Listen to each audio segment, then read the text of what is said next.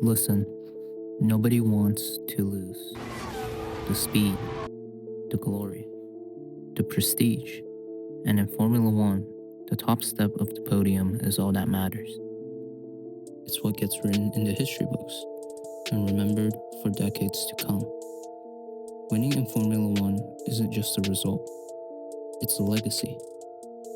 Throughout the sport's history, the ultimate formula for winning has always been simple: the best driver in the fastest car. But Formula One is more than just a race. Cars are built to push physics to its limits, and the athletes behind the wheel are risk takers, late breakers, and history makers. The drivers aren't just talented, they are fearless.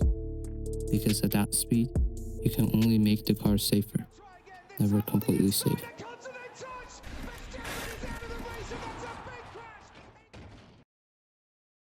In its early decades, speed mattered far more than safety. Cars featured almost no protection, with no seatbelts, fireproof suits, or neck support. Tracks were lined with rigid barriers, trees, and unprotected concrete walls. Fatalities were common. The 1950s alone saw 15 drivers lose their lives. The 1960s pushed the limits even further, with faster cars and more powerful engines. But after several tragic accidents, including the 1960 Belgian Grand Prix, where 4 drivers suffered major crashes with only 2 surviving, the sport finally took its first steps towards protection. Fireproof suits became the standard. The 1970s were no different, with many notable accidents occurring, with many being fatal. The most infamous example being Niki Lauda's crash during the 1976 German Grand Prix. For 55 seconds, Niki Lauda survived engulfed in those flames. It was a testament to how the safety advancements were trending in the right direction. By the 1980s, safety and engineering finally aligned. The introduction of the carbon fiber monocoques transformed car construction, inspiring the idea of crumple zone. The 1990s began with optimism, but one fateful weekend in 1994 changed everything. The deaths of Roland Ratzenberger and Ayrton Senna during the same weekend triggered the biggest overhaul in Formula One. Cockpits were widened and reinforced, mandatory crash tests were introduced, and technical rules were overhauled. From the 2000s onward, Formula One introduced the head and neck support device, crucial for protecting drivers' necks from whiplash and spinal trauma. For the better part of the 2000s, fatalities were at an all-time low, but not all good things can last. The wet race of the 2014 Japanese Grand Prix saw the passing of the young talent Jules Bianchi when he slid off the track a low recovery vehicle.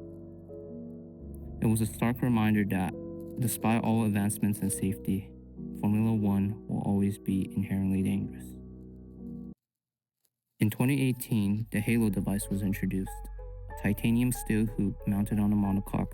The Halo would deflect oncoming projectiles and could withstand the weight of a London double-decker bus.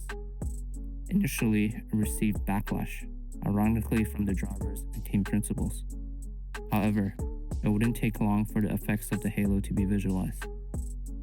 During the same year at the Belgian Grand Prix, the halo on the car of Charles Leclerc deflected the flying McLaren and Fernando Alonso. The halo's effectiveness was put on full display that race, saving the life of Charles Leclerc that weekend. Finally, if there's one moment that just shows how much Formula One safety has evolved, it's Romain Grosjean's crash in Bahrain in 2020. His car hit the barrier at 220 kilometers per hour, split in half, and burst into a fireball.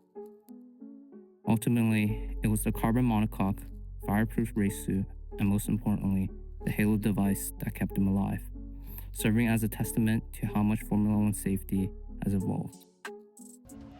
In the end, Formula One never stopped chasing speed. It's just learned how to protect the people who make the sport what it is. Every rule change and redesign comes from the lessons learned. Today's drivers race like the legends before them, but now with cars built with decades of experience and innovation. The sport is faster and safer than ever. The evolution of safety isn't just a technical story. It's a reminder that progress comes from little learning, adapting, and that good enough is never enough.